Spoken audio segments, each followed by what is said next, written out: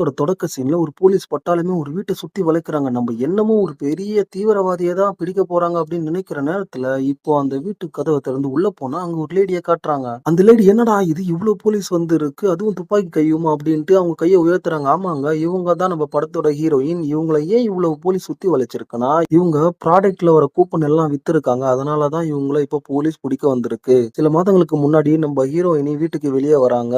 வந்ததும் அவங்களயே அவங்க அறிமுகப்படுத்திக்கிறாங்க. ஆமாங்க, நம்ம ஹீரோயின் இப்ப ஹவுஸ் ஒய்ஃபா இருக்காங்க. ஆனா இதுக்கு முன்னாடி அவங்க ஒரு அத்லட்டா இருந்தாங்க. அதிவேகமா நடக்கிற போட்டியில 3 வாட்டி கோல்டு மெடல் வாங்கியிருக்காங்க. அப்படி சொல்லிக்கிட்டே கொஞ்சம் ஃபாஸ்ட்டா நடந்து போறாங்க. இப்ப நம்ம ஹீரோயினிக்கு கொஞ்சம் போஸ்டர்களும், அது கூடவே கொஞ்சம் கூப்பன்களையும் கார்ல வந்து லேடி குடுக்குறாங்க. ஆமாங்க, நம்ம ஹீரோயினிக்கு இந்த ஃப்ரீ கூப்பன் மூலமா கிடைக்கிற பொருட்களும், ஃப்ரீ கூப்பன்களும் சேர்த்து வைக்கிற ஒரு பழக்கம் இருக்கு. நம்மளுக்கு ஒரு கூப்பன் கிடைக்குது. அது ரூ. 1 ரூ.